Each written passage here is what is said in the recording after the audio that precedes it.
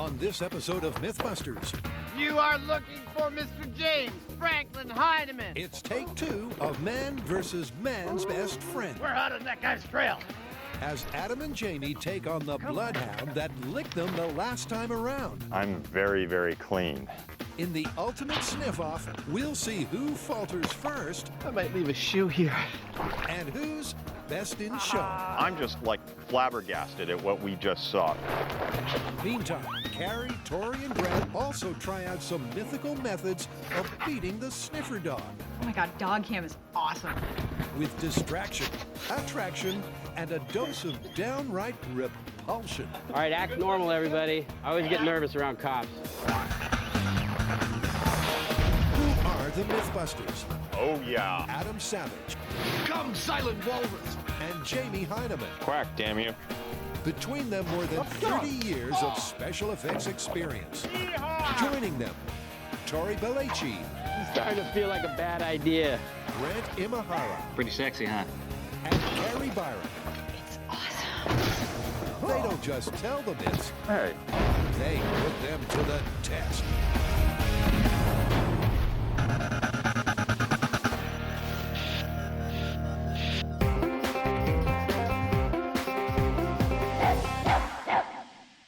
You remember 3 years ago when we did the original dog special? Yep. Remember how you chased me through the woods with the Bloodhound while I tried like 6 or 7 different methods of evading you? Yep. Well, ever since we aired that episode, fans have been emailing us, both with things they said we didn't do correctly and new things they want us to try. And I think it's time to revisit it. Try it again. Well, maybe if we get it right this time, they'll stop hounding us. Somehow I don't think so. Back when we first tried beating the Bloodhound, AWOL Adam had the time of his life. I just want to say, if this looks like fun, it's twice as much fun as it looks like. He ran crisscross. He waded through water. Then he wasted a whole peck of pepper. None of it worked. But this time, the old boys have some new tricks. I think the plan here is pretty simple. We get the same trainer and the same dog. That would be Matt and Morgan. Exactly. Run them through a whole set of new tests. See how they do. Those new challenges, fresh from the fan site, are the red herring, the no-sense suit, the deep water run, and the lineup. And there's also been some recasting. This time, however, Jamie's the escaped convict, and I'm the sheriff. That's right. And Morgan is still Morgan, little suspecting what waits up the track in test number 1. Well, Jamie, in light of your friendship with the governor, Morgan, Matt, and I are going to give you a 5-minute head start. Go!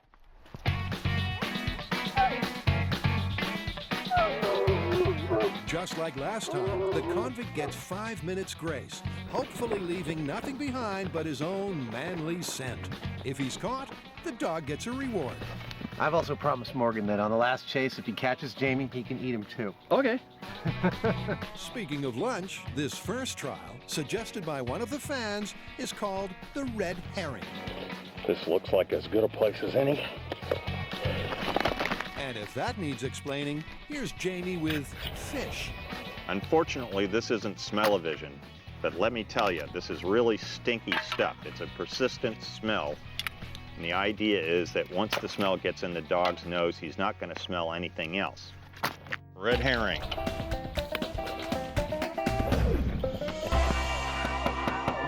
All right, everyone, listen up. You are looking for Mr. James Franklin Heidemann. He is considered extremely dangerous.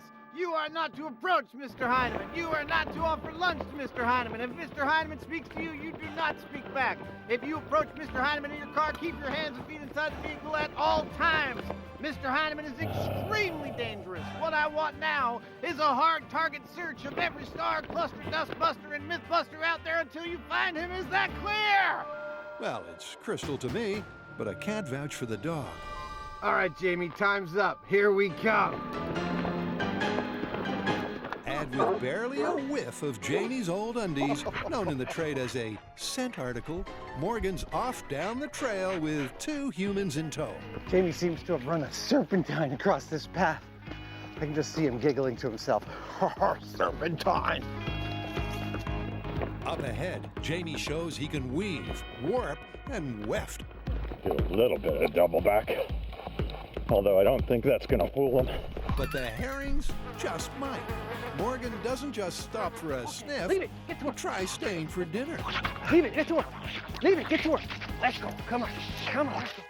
Now, in your classic detective story, the detail that has nothing to do with finding the murderer that throws the detective off the trail is referred to as the red herring. Now, our convict, Mr. Heineman, seems to be quite the reader, for, in an attempt to throw us off his trail, he has left us an actual pile of red herring. Doubleback Jamie holes up in a thicket, close enough to the action for him to smell Morgan. So we'll see whether the fish actually makes a difference now, because he's been following the road quite well. But it seems Morgan's come slightly adrift. The trail's clearly gone cold, and he's already past the spot where Jamie turned back. So that tells me that a lot of it may have gotten into his nose and stayed there, which means it may be doing its job. They're long gone. They're down the trail. In fact, they've come to the end of the trail. The only choice left is to backtrack and pick up the scent where they lost it. Okay, here they come. They're sent back there. Running right by me again. We know Jamie was right here. This is where he dumped a bunch of red herring. That just smells really delicious. We're trying to pick up his scent where he went from here. This is probably Morgan's one shot at picking up the trail. As the scent wafts away in the breeze, so do his chances of finding the fugitive. All right, let's go. Where is he? But persistence and perception pay off as he hunts down the Heineman. Hello, Who's that? Morgan. Who's that? Who's that? Ah, that's a good boy. Where'd he go? Hello, Morgan. That's a good Hello, boy. You're caught. It took you a while. It did take us a while. Come here, go boy. The red herring scent pool definitely threw Morgan for a loop. We had to come on back and start from that part again. And I actually selected this place because at the time, the wind was going this way, away from the trail and everything. And I watched you guys go right past us. So the red herrings worked, but not well enough to beat Morgan. It did distract him because he wanted to eat it, which may well be the origin of this myth. I mean, it pulled him away from doing his job, but the fact is that he got right back on the trail, and the bottom line, red herring didn't beat the bloodhound. The fierce odor of fish was no match for the dog. Now it's time to get devious. Next up is the no scent suit. Now this is quite a process that involves a lot more than just a suit. We've got a lot of products that use enzymes to break down smells, like a body wash. We've got deodorant, we've got wipes, we've got sprays for the outside. The idea is to not leave anything that comes off your body for the dog to smell. So, excuse me, I gotta take a shower. So in a few short minutes, Jamie should be less smelly than ever before in his whole stinking life. I'm very, very clean. He's been washed, rinsed, and sprayed. Now it's time to get detailed. Short of having a hot wax, Jamie's done all he can Excellent. to arrest his aroma. You guys ready for a workout? What are you wearing? My jammies. I'm totally speechless. Are you ready? I'm ready if you are. 3, 2, 1. Get the hell out of here.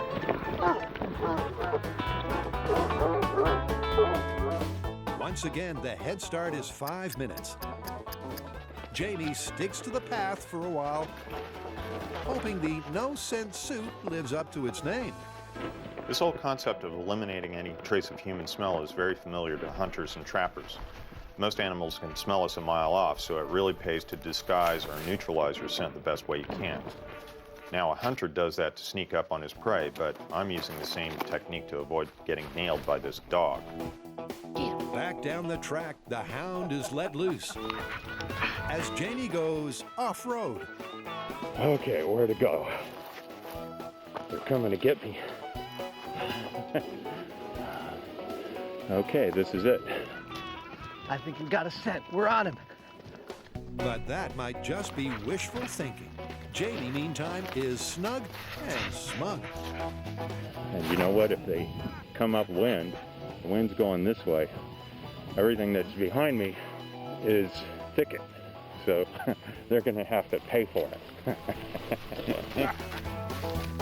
Then again, sometimes it just doesn't matter which way the wind blows, or seemingly what you're wearing. Despite his diligence, it seems Jamie is dressed for disaster. Hello, Morgan. Oh, you found me. Good boy. You are caught again. I guess a no-scent suit and no work. No work. You put out plenty of a scent, and we followed it strong the whole way. Nice try. So the nose of the Bloodhound is more than a match for a suit and a spray and a shower. And Jamie's the first to admit it. Well, it might look fancy and it might work for deer, but this no-scent suit, no match for the Bloodhound.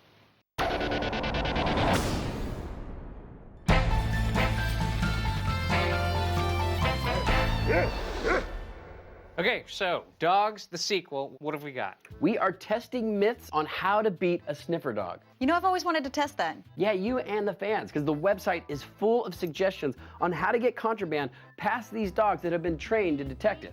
Cool. She's not a sniffer dog. Yeah, it's the best I could do at such short notice. By sniffer dogs, they mean the ones trained to snuffle your suitcase for something illicit. So to kick off this myth, let's see if and how it all works. Both parties agree that this interspecies get-together should be outdoors, and the nearest thing we have to a backyard is the bomb range. Now, normally when we come up here, we're blowing something up, but today we're going to be playing with dogs. Detecting dogs, to be exact. And they're some of the best in the country. Now, we're not allowed to tell you what they are trained to find, but we are going to be able to show you exactly how good they are at finding stuff. Almost any breed of dog can be trained for detection, but bigger is better in case things turn nasty. Compared to bloodhounds, well, the skill set is slightly different. So what's the difference between a detecting dog and a tracking dog? For a detection dog, they're looking for a specific substance. For a tracking dog, such as the bloodhound, they're actually looking for a human scent. Now, how do you train these dogs to sniff out a certain, contraband? What we do is we introduce them with an odor, and once they indicate on the odor, we teach to sit down. And then there's a reward that comes along with that. It could either be food or a toy. No cheating. That's pretty much the same incentive scheme we use with Tori. But these special agents have a talent no man will ever come close to matching. So to put these contraband sniffing dogs to the test, we need some contraband. Now, this is a material that they're trained to sense, but we're not at liberty to reveal exactly what it is. And when I smell it, all I smell is paper. Let's see how the dogs do. Now, it's not that we doubt that they're good at their job, but before we try to bamboozle these dogs with mythical ways to defeat them, we do need to see one in action. All right, so I got the contraband. I'm gonna go over here where there's all these old vehicles. There'll be a lot of different smells, gas. I see some horse trailers. I'm gonna put it near there. Maybe the scent of the horse might throw the dog off. Rest assured that the mystery material packed in the envelope is legal. Accepting the challenge is sniffer dog Buck and his trusty sidekick, Ken. I think he's distracted. So am I. All right, let's see how good those dogs are. So the search for the substance begins. And remember, all Grant could smell was the paper it was wrapped in. He is very focused. After checking the containers He's working hard. Sure is. and the pallets, the dog hones in on the horse trailer. And he's smelling a lot more than manure. For Ken, it was never in doubt. But the boys have just realized how tough a task they've set for themselves. Man, these dogs are good. Meantime, Carrie's researching just why they're so good, with a man who definitely knows one end of a dog from the other. This is probably the most finely tuned organ in the entire body of the dog. I mean, look at this. We've got a flexible positioner here. Sucks up lots of air and gets it back to that olfactory sense. We think that probably a third of their brain is dedicated to the nose, okay? Whereas in you and I, it's tiny, tiny little bit. So let's look at the bright side. we should have brains to spare to outsmart the sniffer dog, right? So these dogs really are living up to their job descriptions. True, but there still are a bunch of mythical techniques to put them off the scent. Right. I mean, we could try distracting these dogs. You know, maybe confuse them somehow or get them disinterested. And then there's simply masking the scent with something more overpowering or odor neutralizing. Okay, well, let's try the second technique because that's the most obvious. You have something smelly? Cover it with something smellier. With a promising plan, all we need is a sizable venue. Wait until you see this place, you're not gonna believe it. There is no way the dogs are gonna find the contraband in here. Oh my gosh, you guys were not kidding. Oh my God, indeed. The Prop Co-op is a 17,000 square foot warehouse. Each of its 10 aisles is 200 feet long, and it houses, get this, 30,000 separate items. But there's more to this challenge than just hide and seek. We're not just hiding our contraband in this massive warehouse, but we're also going to try to disguise them in really strong scents. So we've picked out the 5 most commonly known mythical deterrents to a detection dog. We have coffee, we have peanut butter, citronella, perfume, and bleach. We'll see if any of these really strong scents can fool our dogs. Carrie kicks off by packing the same contraband we used before inside a canister full of coffee. Sniffer dog Rex and his good friend Jason turn up to take the test. Hi. While Grant finds a really obscure place to hide the stash. Perfect. We're going to be watching you remotely from a screening area. You ready to go? Yep. Okay, go for it. Rex, let's go. With no clue as to where to start sniffing, Good boy. Rex sets off with a camera latched onto his collar. Oh my God, dog cam is awesome. Very focused. Yeah. I'm getting seasick. And after just a few minutes of cruising the aisles, And he's honing in on it. I mean, he is like in the aisle where the contraband is. He hasn't left, he keeps going back. it's hard to believe that our secret substance, packed inside coffee and sealed in a plastic container, emits any odor at all. Oh, Sat down. he sat down. Sat down. That's a signal, right? Yep. He found it. There it is. He found it. There it is. Oh. Go, buddy. And he found it inside of 5 minutes. This is just what they didn't expect. So it looks like coffee is not strong enough to distract him from finding the contraband. Which is really strange because coffee is the most famous of all of the mythical, scent disguises. I mean, you always hear about coffee. Yeah, but you know what? Didn't beat him. Coffee busted. All right, let's move on to the next one. So the next test is peanut butter. Now, I think this might work a little bit better than coffee because it's a lot denser and thicker and might be able to conceal the scent. To further confound our canine crime fighter, Carrie slips the container inside a filing cabinet. Okay, that ought to be good. But now, like Grant, I need to spread my scent all around so that there's no trail for the dog to get to.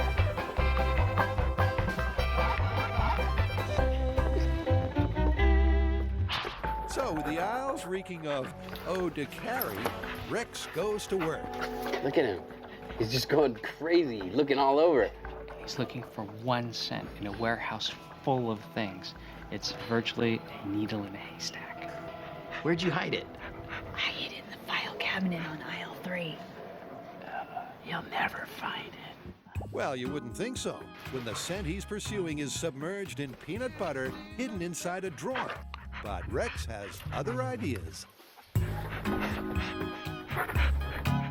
Oh, Yeah! you got it! Peanut butter busted. For a second there, I thought it was actually gonna work. So the team keeps trying to discombobulate the dog, but neither masking the target smell with a strong perfume He found it! or bleach worked well enough to rattle Rex. How the heck do they do that? All right, next. Next is citronella. That's almost as bad as the perfume. It's worse. And it's looking like Tori just might be right. There's no time limit set, but the longer Rex takes, the more likely it is that he's lost the scent. Time after time, they pass by the package. He's really close right now. This is right in the area. And just as they're thinking they've foiled the sniffer dog, Rex puts his nose right in it. He found it. So hiding a scent with another scent, busted. I'm thinking busted. Yeah, we're gonna have to ramp this up. So it's time for Plan B, which hopefully means driving a highly trained dog to distraction.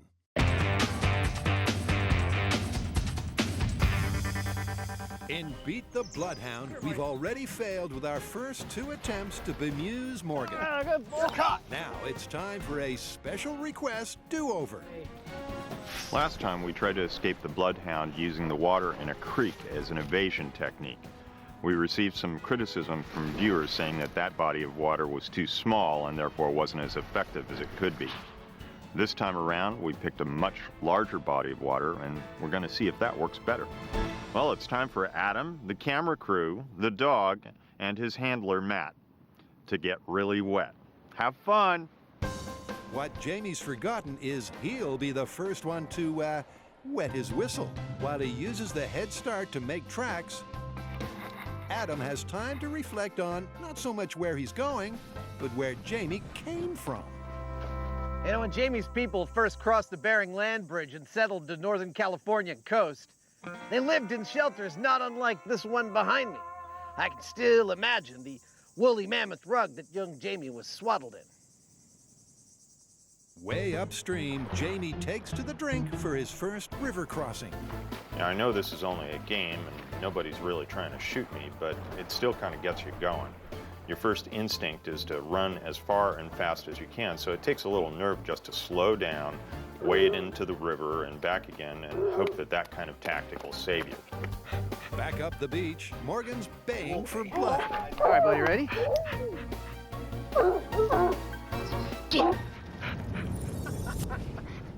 Here we come! The sand is so soft they could almost follow the footprints. We're out of that guy's trail. But that won't last for long as this search and retrieve turns amphibious. All right. Come on, let's go. Where'd he go? Oh, there you go. Oh, Oh, hey, that's cold!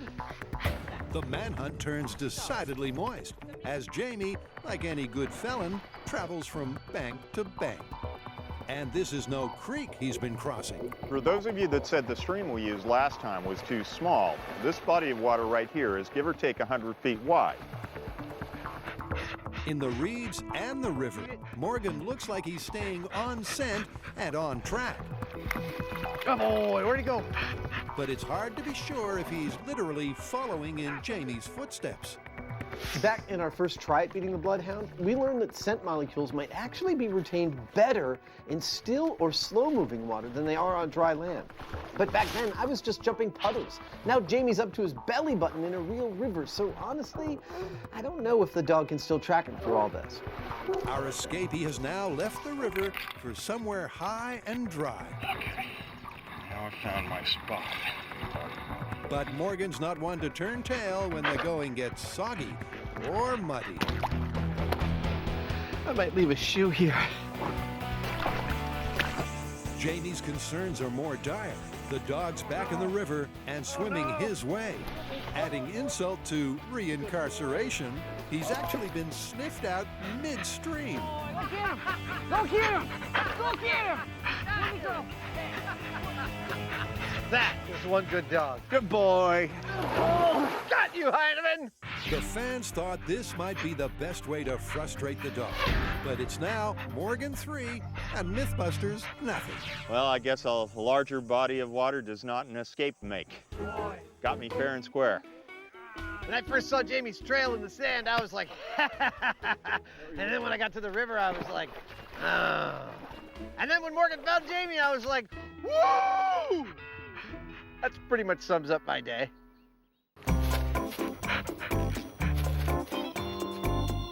Okay, so we know that the detection dogs can smell our contraband in whatever we try to disguise it in. So let's move on to distractions.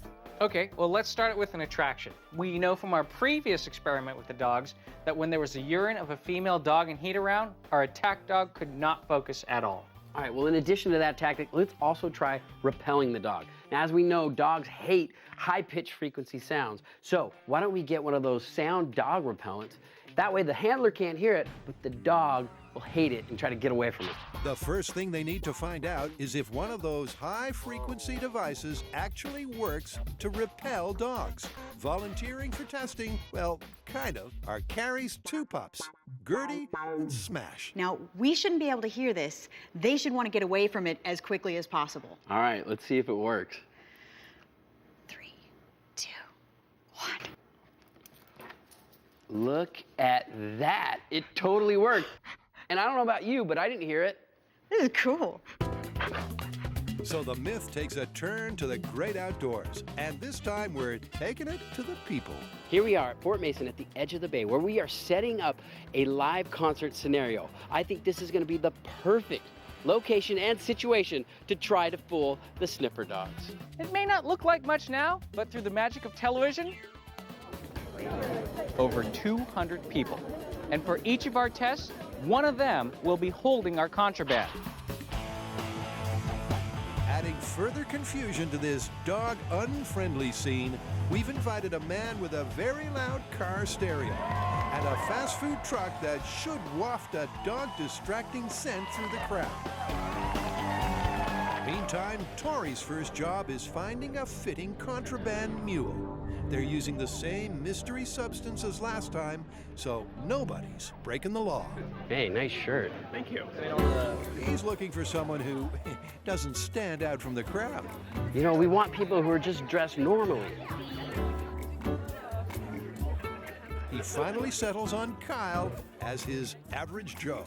I think we found our guy. Come with me, I gotta talk to you. If you choose to do this, I have some contraband in this bag. You're gonna be holding this contraband, trying to get into this concert. But what I also have here is a sound repellent, and this will drive the dog crazy. So every time the dog comes up to you, I want you to push this, and we'll see if this actually keeps the dog away from the contraband. Okay.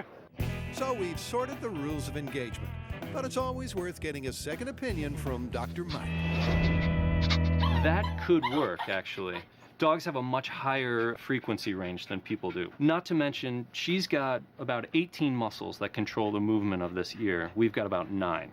And she hears things about 4 times louder than you and I do. In what you might call the ultimate lab test, Gypsy gets picked to defend her profession. The crowd splits into lines, and remember, the stereo is still banging out tunes. The smell from the taco truck is deliciously distracting. And somewhere in that seething mass of humanity is Kyle and his contraband. All right, act normal, everybody. I always get nervous around cops. Now Gypsy begins to sniff out the substance, one row of malodorous malingerers after another. Then, as she draws ever closer to Kyle, he starts pushing the button. But this is a dog on a mission, and the ultra-high pitch has no effect whatsoever. Ladies and gentlemen, round of applause! Good job. There's no doubt that the dog heard the sound, but she's just too well trained and too focused to let it distract her. So the sound repellent did not work. No, not at all. You saw her just go and then sat right down. Instantly found it. All right, let's move on to our next tactic. All right. It's the next tactic they've all pinned their hopes on, and the featured attraction is both Beauty and the Beast.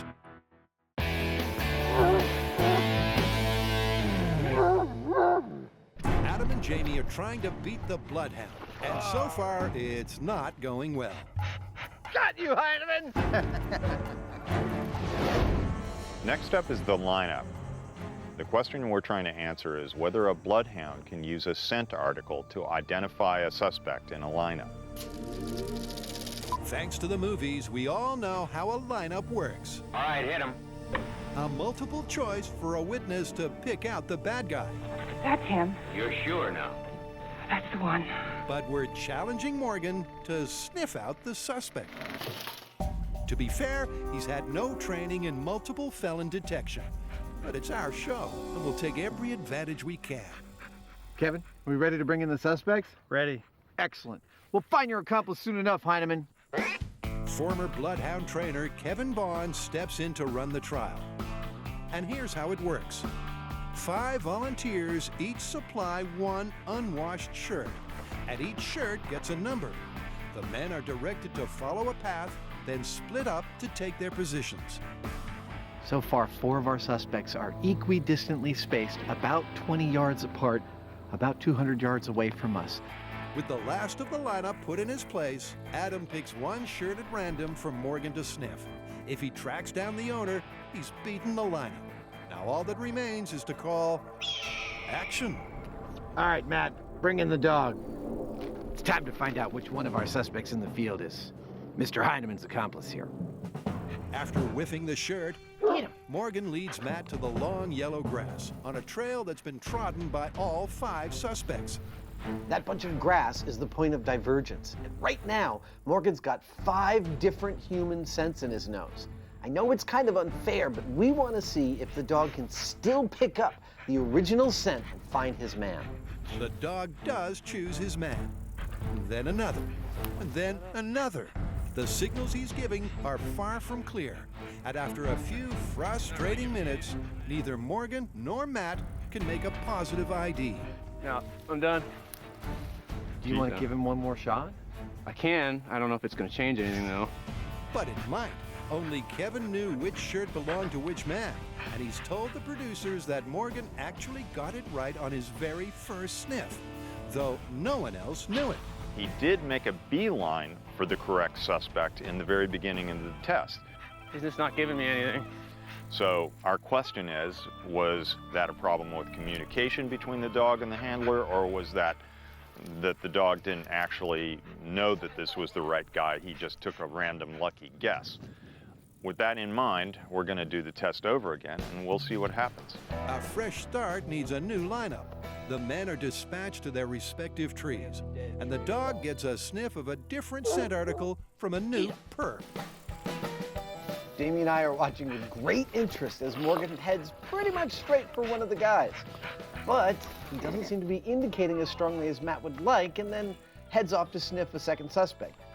By this time, Matt decides there's no point in going any further, and I'm hoping that we finally managed to confuse this dog. My best guess is the gentleman that we went to first there. All right. Shall we bring him in? Sure, what the heck? Let's see what happened. All right. So they round up the usual suspects, and Sheriff Savage gives them the 3rd degree. Okay, which one of you guys was tagged by the dog? Now, here's the $1 million question. Which one of you is the owner of this shirt? Hey, we got a positive! Wow.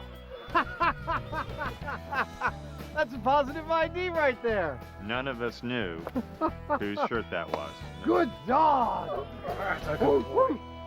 I'm just flabbergasted at what we just saw. Here we are in the middle of a field with a breeze going across it. I just saw a dog come up to a scent article and barely pause in front of it, and then take off making a beeline for our suspect. Oh, that's a good boy. I don't get it. So the lineup, what do you think? Well, I think it's plausible the dog can often pick out its suspect, but it's far from 100%. Agreed. We came close, but still can't call it busted. There's just one test to go, and it's all down to Jamie. You know what's funny about this? You make a natural escaped convict. Why, thanks. You're welcome. Hey. Get him!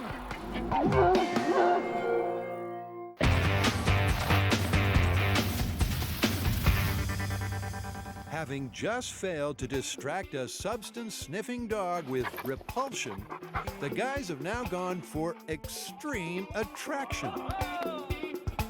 So now it's time for us to deploy our female dog and heat distraction.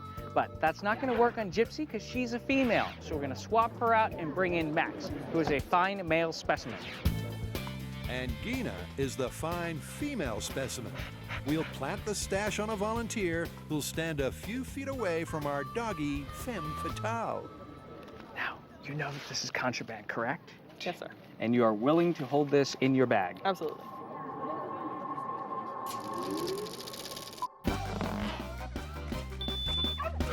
No one here knows if the scheme has a chance of success. Oh, we'd sure like it to turn out like this. It's time once again to defer to an expert prediction. So dogs have an organ called the vomeronasal organ, or the Jacobson's organ. And it sits back behind the opening of the nasal passages in the mouth, and it processes data, a lot of data.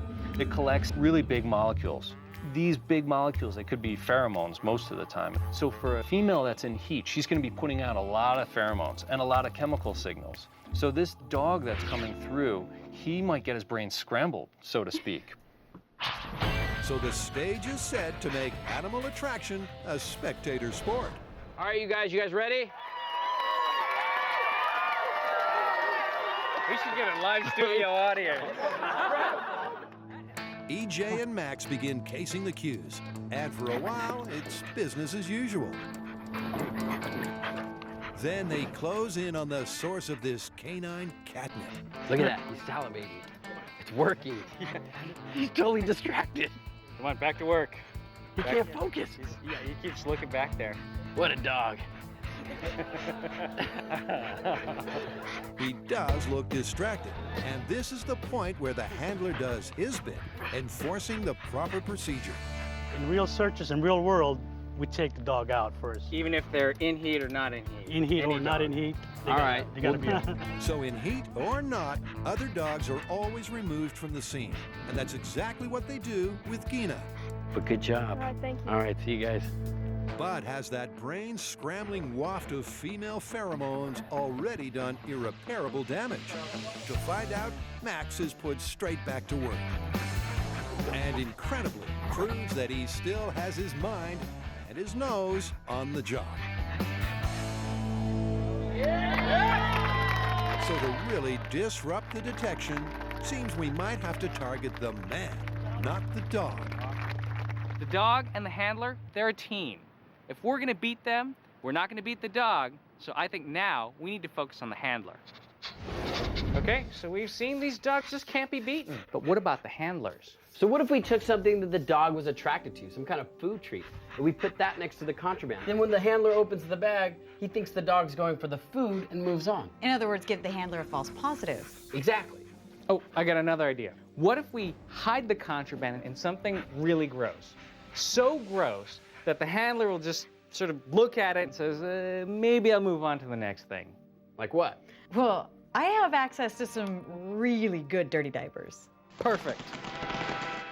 From baby's bottoms to false bottoms, Tori ups the stakes by customizing the luggage. All right, so I'm making these hidden compartments in these bags, and they're perfect. I've drilled out the pop rivet that holds these cleats on the bottom of the bags, but that also holds in this bottom piece of the bag. And what I found is a little area that I can just slip my contraband in. I stick this back in the bag, and I attach my feet back to the bag. It holds this bottom down. The handler looks in here, and it looks like nothing has been done to this bag. We're gonna fool these guys. I can feel it. Instead of a throng of people, this time the dog team will snort through a horde of luggage. We are here at one of the largest luggage shops in the Bay Area. There's over 1,000 pieces of luggage in here. The team we'll be testing is Ken and Buck. All they know is this won't be a walk in the park. Back inside, here's some bags that need packing. Now, we've packed tons of bags with clothing, but we've also added a few diversionary strong scents that a traveler might bring home from a vacation. Like, he goes to France and he comes with like pate and super stinky cheese. We're hoping that when the dog is attracted to these smells, the handler is going to misread his signs and think that it's not the contraband, but the stinky cheese that's attracting them. So a whole bunch of bags are stuffed with fabric and food, but only one has the contraband hidden inside a false bottom. And remember, they're testing the man as much as the dog. All right, Kenny, we are all ready for our next test. Go to it. The first hoop to jump through is finding the scent Buck's been trained to detect, disguised by our piquant picnic.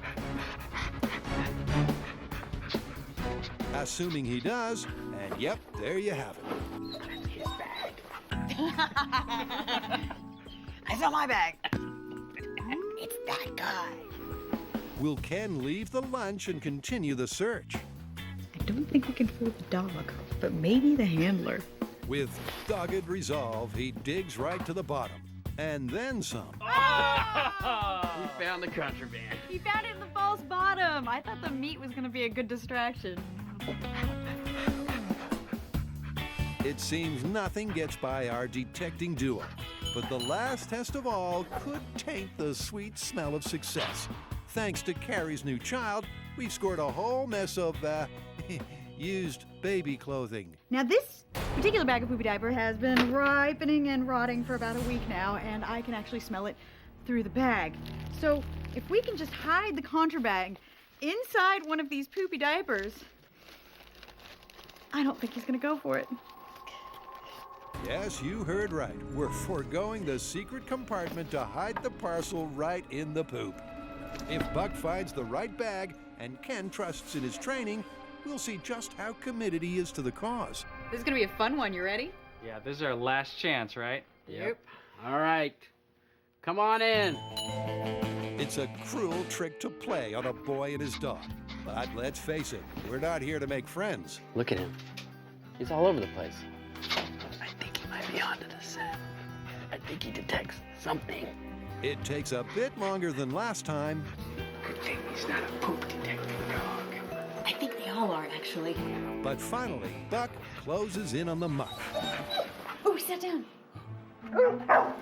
Oh, he said he found it. Now for the sticky part. Closer, I want to see this. Will Ken assume Buck has been fooled? And if not, how far will he go? There's a stench of defeat in the air as Kenny digs in and digs deep. You're a brave man, Kenny. I wouldn't do that. Dirty diapers, that is commitment to your job. Real nice. And that just goes to show, not only can you not fool the dog, you also can't fool the handler. Good luck at the evidence locker.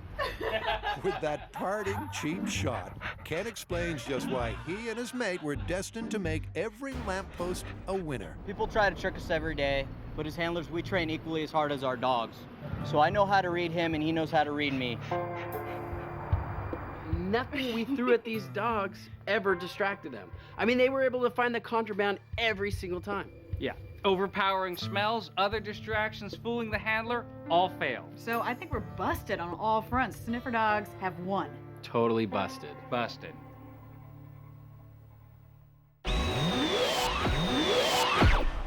Over the course of 2 episodes, Jamie and I have tried everything we have ever heard of to evade the Bloodhound. Tree climbing, backtracking, zigzagging, river crossing, using a commercial hunting no-scent suit. And while none of it's worked, we have in fact learned a few things along the way, and it's time to put that knowledge that we've gained to the ultimate test. Our point of departure is this. Remember this, the no-scent suit? Now, this failed to fool Morgan's olfactory senses, but we still feel like there's a concept here that we can utilize, and that's why we designed this, the MythBusters Advanced Body Odor Removal Zone. The scent removal process begins here, in this very tent. Inside, once sealed away, convict Heineman will rinse himself, then he will wash himself, then he will wipe himself down with wipes specifically designed for hunters to remove their body odor. He will then don the first layer of protection he will wear and exit the tent. So the Crim once again turns clean skin, but this time around, that's just phase 1. Ready for phase 2. It's a procedure so thorough, he'll actually need help from 3 expert assistants. Where they will implement a 15-step process that will not only install upon Jamie a specially modified gas mask that filters his output, not his input, but 2 more layers of sealed suits. In between layers, he's wiped down with acetone and spritzed with more no-scent hunting spray. I'd just like to seal around your eyeballs here. I should note that I've modified this mask, so I'm actually exhaling out of the filter instead of inhaling, as it was designed to do. And I've reversed the one-way valve here, so my exhalations are being filtered by a charcoal filter. And that's not all. Remember when I said Jamie rinsed himself off? Well, he did it in this black pool right here, which is now full of a concoction I like to call essence of the Heinemann. It is this concoction we will fill this backpack sprayer with. That's right, Jamie will be wearing a backpack sprayer with which to lay down a fake scent trail. And if none of that works, I don't know what will. Are you ready? Take off then. Whoever said I never gave a guy a running start? So he's released back into the wild, spraying a decoy scent of his own bathwater, full of the sweat, the oils, the flakes of skin that smell uniquely of Jamie. Notice that I'm being very careful about how I handle this sprayer. I'm making sure that I stay upwind as much as possible.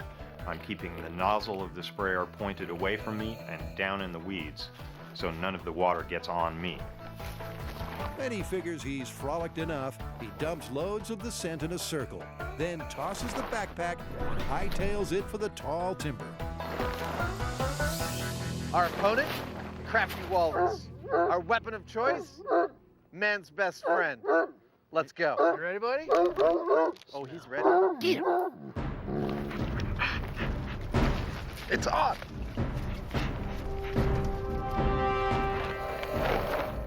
Jamie, meantime, has run half a mile to find the best cover he can. And Morgan, so far, seems all business. So at first, Morgan seems to have a really good feel for the trail, which is pretty much what we expected. And eventually, we arrive at the spray pack Jamie has dumped in the grass. Morgan sniffs around, and honestly, this is where I get the full thrill of the chase thing, because he barely pauses before bolting in a really specific direction. Now, I have no idea which way Jamie went, but it sure seems like the dog does. So it's down to the final tense moments of Hound versus Heinemann. I'm laying down under a tree in a deep hollow. I can't see anything, but I can hear the dog barking, and he's getting closer. This is really fun, actually. It's kind of like playing hide and seek. It might be some faint trace of Jamie's breath or a few micro drops of water that attach to his suit. All we know is that Morgan's picked up on something, and Jamie's 10 minutes of freedom have come to an end. That's a good boy. Good boy. That's a good boy. Come here. The winner, man's best friend. That is one finely tuned instrument. I can't imagine that we could go any farther than we went to eliminate all traces of human scent from Jamie, and still, Morgan just made a beeline right for him. Come here, good boy. Ha ha, that's a good dog. What a good boy. So how are we going to wrap this up? Well, let's see. You tried spreading red herring, you tried crossing a larger body of water, and you tried a commercial no-scent suit. Dog found me every time. Yep, none of them worked. But picking one of your accomplices out of a lineup? Well, it's not 100%, but it's certainly plausible. And finally, the MythBusters super sneaky no-scent, no-body odor suit. Well, the dog still found me. And from all this we can conclude? You still can't beat the Bloodhound.